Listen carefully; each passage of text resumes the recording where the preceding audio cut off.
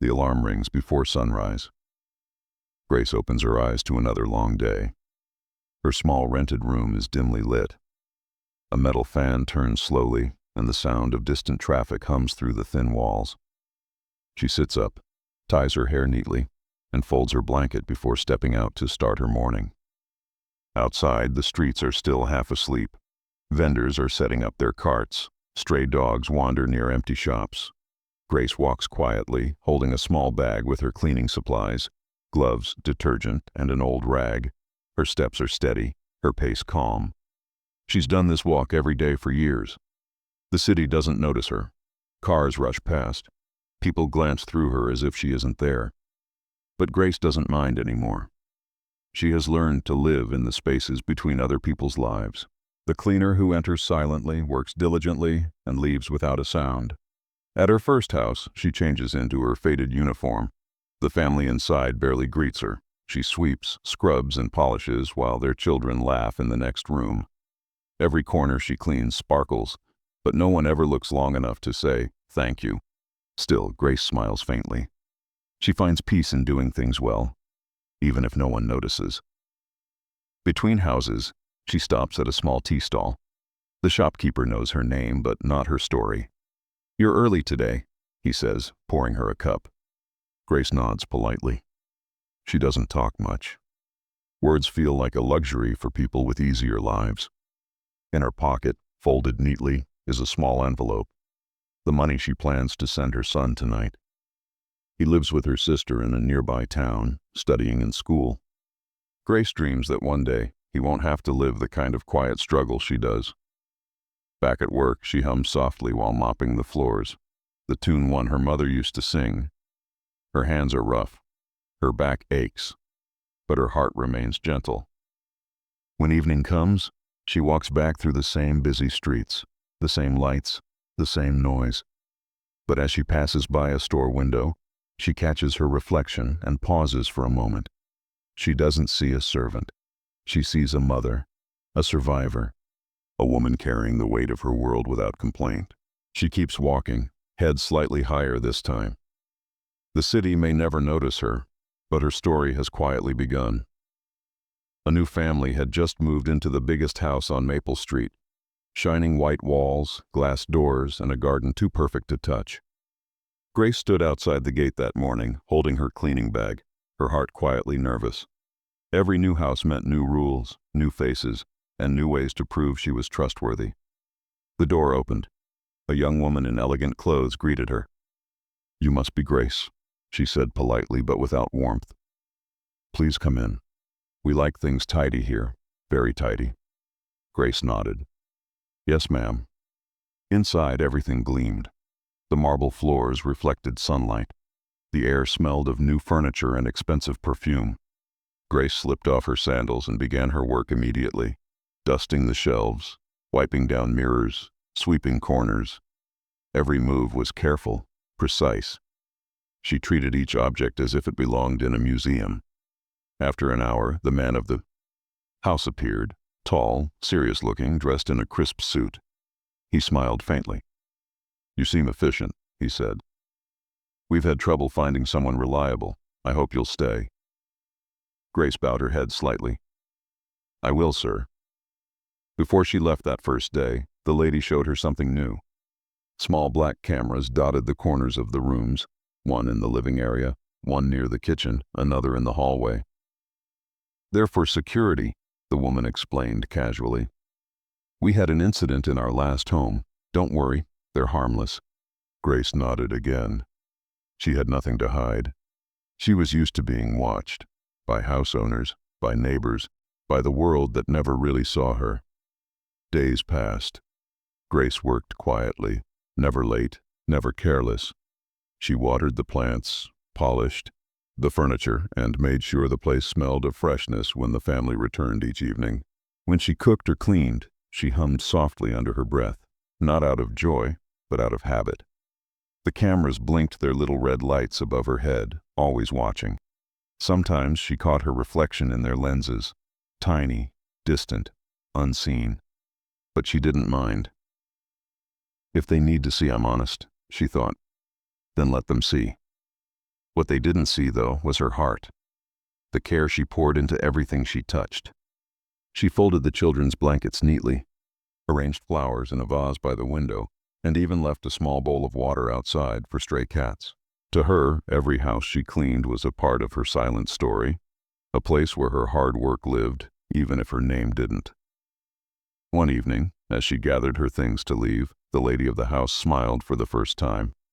"You're doing good work, Grace," she said. Grace smiled back faintly. "Thank you, ma'am." Outside, the sun was setting. She walked home tired but peaceful, unaware that soon those same cameras would record something that would change everything. Every morning, Grace arrived just after sunrise. The city still yawned awake. Distant horns, the smell of dew on concrete, the hum of life beginning again. Inside the white mansion, silence waited for her. She'd tie her apron, roll up her sleeves, and start the day the same way she always did, quietly, carefully, with purpose. But beyond her chores, there were little things she did that no one had ever asked for. One morning, while dusting the living room, she noticed a small toy car missing one wheel. It belonged to the family's youngest son, who often left his things scattered across the floor. Grace found the missing wheel under the sofa, cleaned it, and used a bit of glue from her bag to fix it. She placed the toy neatly on his desk, good as new. The next day, she saw the boy playing with it again, laughing as he raced it across the tiles. He never knew who had fixed it, and Grace never said a word. In the kitchen, she'd sometimes find little sticky notes, shopping lists, reminders, half-written thoughts from the lady of the house. On one of them, she'd once seen scribbled words, "I'm failing as a mother." Grace stared at it for a long time. The words touched something deep in her, the quiet ache of someone trying, but feeling unseen. She took a small scrap of paper from her bag and wrote in neat, simple handwriting, "You are doing better than you think." The next morning, she slipped the note under a fridge magnet and went back to work. She never saw the woman read it, but the next time Grace came, the note was still there, untouched, but not thrown away. That was enough. Then there was the dog, an old brown retriever named Max. He'd been sick for days, lying in a corner by the back door, breathing heavily. Grace began bringing small bits of boiled rice and chicken from home. She'd sit beside him during her lunch break, feeding him slowly, talking to him in a soft voice. "You're strong, Max," she'd whisper. "You'll get better soon." Bit by bit, he did. When the family noticed, they thanked their vet for the medicine, unaware that part of Max's healing came from the quiet love of the woman who mopped their floors. Every evening before leaving, Grace would stop by the front door, fold her hands, and whisper a small prayer, not for herself, for the family she worked for. She prayed they would stay healthy, that their home would stay peaceful, that their hearts would be kind. No one ever saw her do it. No one knew she stayed 5 minutes after her shift just to make sure the children's homework books were stacked neatly, or that she sometimes replaced wilted flowers with new ones she bought from her own pocket. To Grace, kindness didn't need to be seen to matter. It was something you did because it was right, because maybe, in some small invisible way, it changed the air around you. And even though the cameras blinked silently from every corner, recording her every move, no one ever reviewed those small acts of goodness. But maybe someday they would. It started as an ordinary morning. The family's little boy had been caught sneaking cookies from the kitchen jar again, and the lady of the house, Mrs. Whitmore, decided to check the security footage to confirm it. She sat down in her study, coffee in hand, scrolling through the recordings from the day before. The camera blinked open to a quiet kitchen. Grace, in her faded blue uniform, humming a gentle tune as she wiped the counters. At first, Mrs. Whitmore smiled faintly. She didn't expect anything unusual. But as the footage continued, something in her expression began to soften. There was Grace, bending down to pick up the broken cookie jar pieces, not scolding the boy, just smiling gently and saying something that made him stop crying. Grace wiped his tears with her sleeve, then handed him a napkin. The boy hugged her and she ruffled his hair before sending him off with a warm pat on the back. Mrs. Whitmore paused the video. No one had ever mentioned that Grace comforted her son that way. She pressed play again. Another clip. The living room. Grace was kneeling by Max, the old dog, spoon-feeding him gently from a bowl. Her lips moved as if she were talking to him, maybe praying. Mrs. Whitmore leaned closer, eyes glistening. Then came a moment that made her put down the coffee completely. The camera near the fridge showed Grace standing still for a moment, looking at the sticky notes. Mrs. Whitmore recognized the one she'd written in frustration days ago. Grace write something on a small piece of paper and slide it under the magnet. Mrs. Whitmore clicked pause and zoomed in until the words came into focus. "You are doing better than you think." Her breath caught in her throat. For a long while, she sat in silence, watching this woman, this quiet, unseen worker, moving through her home with such care, such heart. Grace didn't rush, didn't complain. She smiled when no one was looking. She sang softly as she cleaned the windows. Every act was full of tenderness, not because she was being watched, but because it was simply who she was. Mrs. Whitmore felt tears rise unexpectedly. She thought about how she'd barely spoken more than polite words to Grace, how she'd often assumed the woman was just doing her job. But now, watching her through the lens, she saw something else entirely: dignity, love, and quiet strength. By the time the footage ended, Mrs. Whitmore wasn't thinking about missing cookies anymore. She was thinking about how she had overlooked someone truly extraordinary. That evening, when Grace arrived for work, she found Mrs. Whitmore waiting at the door, not with instructions, but with a soft smile and red-rimmed eyes. "Grace," she said gently, "I watched the camera today." Grace froze for a second, unsure whether she had done something wrong. But then Mrs. Whitmore stepped forward and said, her voice trembling, "Thank you for everything you've done that no one ever saw." For the first time, Grace didn't know what to say. All she could manage was a humble smile and a quiet, "It's just my work, ma'am." But in that moment, both women knew it wasn't just work. It was kindness, grace, and humanity in its purest form. The next morning, Mrs. Whitmore couldn't stop thinking about what she'd seen. Grace's quiet kindness lingered in her mind, the way she had cared for others when no one was watching. After much thought, she decided to share it. Not for fame, not for attention, but because the world needed to see what goodness looked like in its simplest form. That evening, she sat at her kitchen table, replaying one small clip from the footage, the one where Grace comforted her crying son, and then smiled softly as she picked up the broken jar. She uploaded the 30-second video online with a short caption. Sometimes the kindest hearts work in silence. She didn't mention Grace's name, but within hours the video began spreading. People across the world paused their scrolling to watch. There was something raw and pure in the way Grace moved. Gentle hands, soft eyes, no performance, no expectation. Just a woman doing good because it was right. By morning, the clip had over 1 million views. Comments flooded in. "She reminds me of my mother. We need more people like her in this world." I cried watching this. Real kindness still exists. News outlets began reaching out, asking for details. Influencers reposted it with words like, "Faith in humanity restored." Even celebrities shared it, calling her the Woman of Grace, a name that felt so fitting it stayed. Meanwhile, Grace had no idea. She walked to work as usual, carrying her small lunchbox, smiling at the children playing in the street. But something felt different. People she passed looked at her longer than usual, some smiling kindly, others whispering. When she arrived at the Whitmore house, she was surprised to see a crowd of reporters outside. Cameras flashed as someone shouted, "Are you the woman from the viral video?" Grace blinked, confused. "Viral?" Mrs. Whitmore rushed out, apologetic but smiling. She gently explained what had happened, how her simple act of compassion had touched millions. Grace's eyes widened in disbelief. "I didn't do anything special," she murmured. But Mrs. Whitmore shook her head softly. "You did everything special. You just didn't realize it." By that evening, Grace's story was on television. The headline read, "The housekeeper who showed the world what kindness looks like." Neighbors who had once walked past her without a word now stopped to greet her. The grocer refused to take her money, saying, "You made us proud, Grace."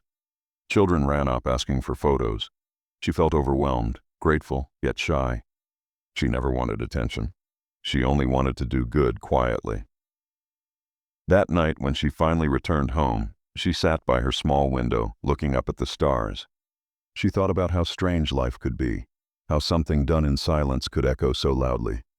She whispered a small prayer of thanks not for fame, but for the chance to remind people of something simple. That kindness doesn't need applause. It just needs a heart willing to give. The next morning, Grace received a phone call from Mrs. Whitmore. Her voice was warm but formal. "Grace, could you please come to the house today? There's something important we'd like to discuss." Grace's heart skipped. Something important? She immediately worried. Maybe she had done something wrong. Maybe the video, the cameras, all of it had brought her trouble. She clutched her old handbag tightly as she walked the familiar road to the Whitmore residence. The breeze felt heavy with uncertainty. When she arrived, she stopped at the gate, stunned. There were cars parked outside, a few cameras, and unfamiliar faces.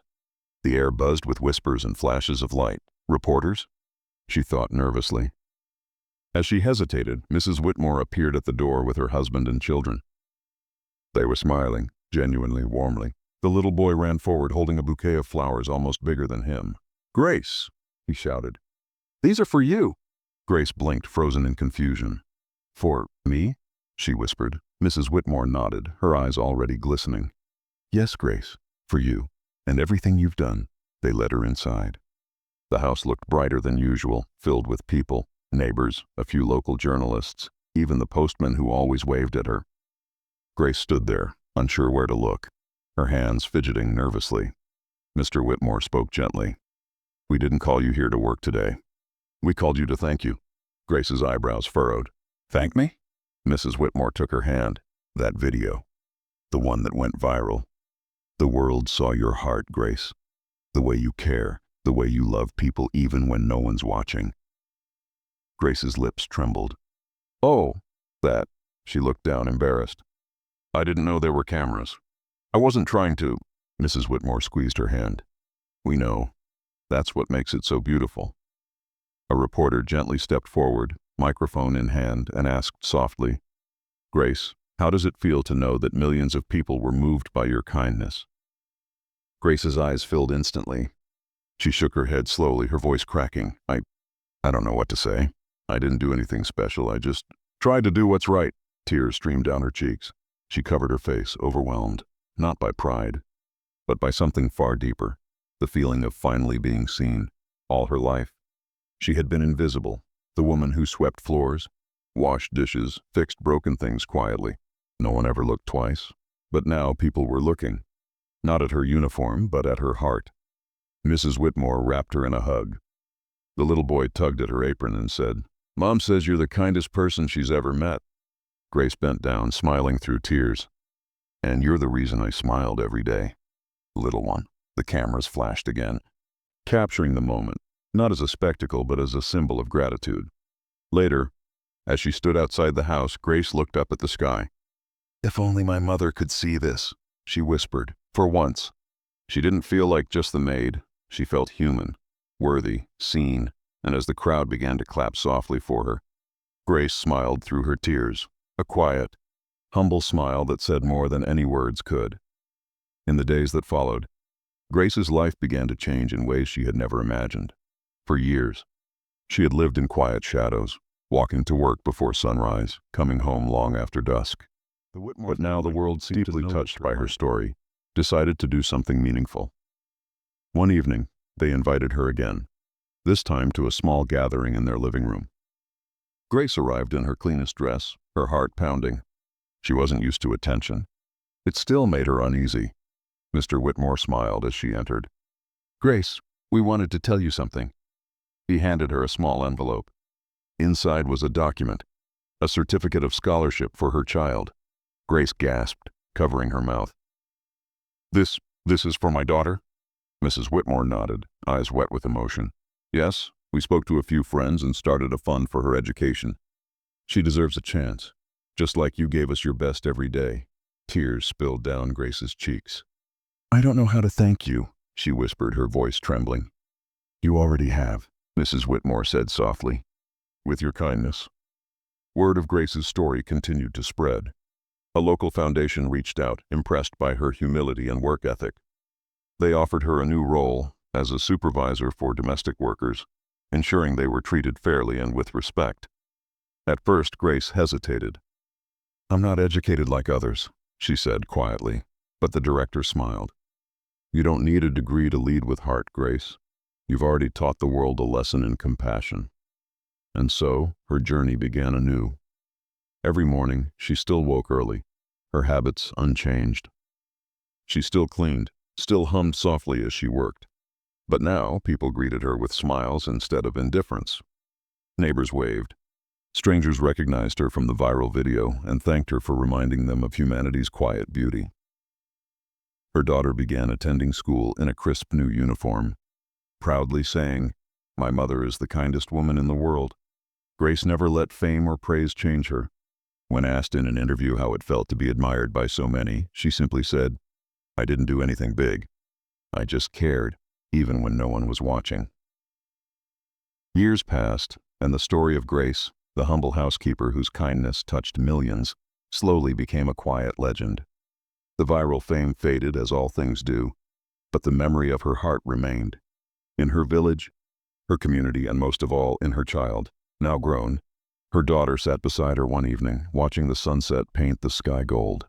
The wind carried the faint sound of laughter from children playing nearby.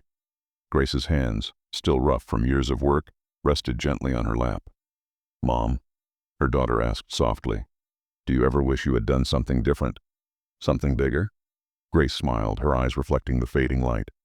"My child," she said, "I did what I could with what I had. Sometimes doing good quietly is bigger than shouting it loudly." Her daughter nodded. Tears glistening, Grace continued, her voice warm and steady, the same tone that once comforted strangers and soothed crying children. "Always do good, even when no one is watching. Because kindness never stays hidden forever. It finds its way, like sunlight through clouds." That night, Grace packed her cleaning bag for another early morning. Some things never changed: the path she walked, the small houses she cared for, the songs she hummed while sweeping floors. But now people smiled when they saw her. They waved, greeted her by name, and sometimes stopped just to say, "You inspired us." As she walked home at dusk, the streetlights flickered on, lining her familiar road. Her bag swung gently by her side. She passed by the corner store where her photo hung on the wall. Not as a celebrity, but as a reminder. The woman who made kindness her legacy.